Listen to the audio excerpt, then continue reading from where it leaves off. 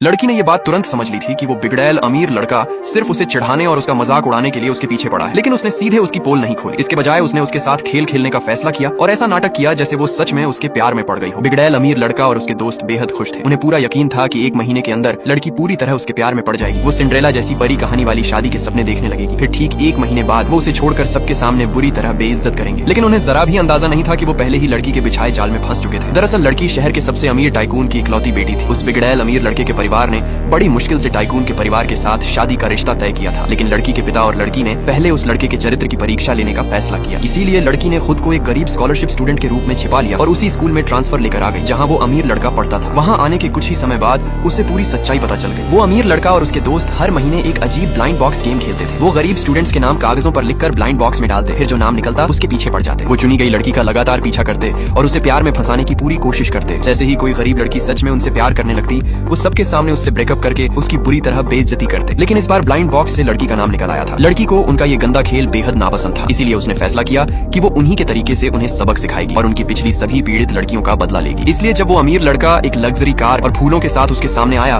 और सबके बीच रोमांटिक अंदाज में उससे प्यार का इजहार किया, तो लड़की ने ऐसा दिखाया जैसे वो बेहद भावुक हो गई हो। उसने उसका प्रपोजल स्वीकार कर लिया। ये देखकर अमीर लड़के के सभी दोस्त बेहद खुश हो गए। अब सभी 1 महीने बाद होने वाले ड्रामे का इंतजार करने लगे, बिल्कुल वैसे ही जैसे वो पिछली लड़कियों के साथ करते आए थे। अमीर लड़के ने लड़की से वादा किया कि ठीक 1 महीने बाद वो उसी जगह उसके लिए इससे भी बड़ा सरप्राइज रखेगा। अमीर लड़के के जाने के बाद लड़की की रूममेट ने उसे सावधान किया। उसने बताया कि स्कूल के कई स्टूडेंट्स इस बात पर सट्टा लगा रहे हैं कि 1 महीने बाद लड़की कितनी बुरी तरह रोएगी। लेकिन लड़की ने अपनी रूममेट से कहा, तुम चिंता मत करो, 1 महीने बाद रोने और बेइज्जत होने वाले ये लोग खुद होंगे। अगले दिन उस अमीर लड़के ने लड़की को एक महंगा कस्टम गाउन भेजा। उसने उसे एक अमीर लोगों की पार्टी में चलने के लिए कहा। उसका मकसद लड़की को पैसे और लग्जरी की चमक दिखाकर अपने जाल में और ज्यादा फंसाना था। लेकिन उसे जरा भी पता नहीं था कि जो गाउन उसने लड़की को दिया था उसकी कीमत लड़की के एक जोड़ी मौजों से भी कम थी। फिर भी लड़की ने बेहद खुश होने का नाटक किया और गाउन स्वीकार कर लिया। अमीर लड़के ने लड़की का शांत रिएक्शन देखा तो उसे लगा कि लड़की इतनी गरीब है कि उसे महंगे ब्रांड्स की पहचान तक नहीं है। उस रात वो उसे शहर के सबसे शानदार क्लब में लेकर गया। वो जानबूझकर लड़की के सामने क्लब की शान और हैसियत दिखाने लगा, लेकिन उसे ये नहीं पता था कि वही क्लब लड़की के पिता ने उसे उसके बड़े होने के मौके पर गिफ्ट किया था। लड़की तो लगभग भूल ही चुकी थी कि उसके नाम पर ऐसा क्लब भी है। अमीर लड़का उसकी हैरान दिखने वाली शक्ल देखकर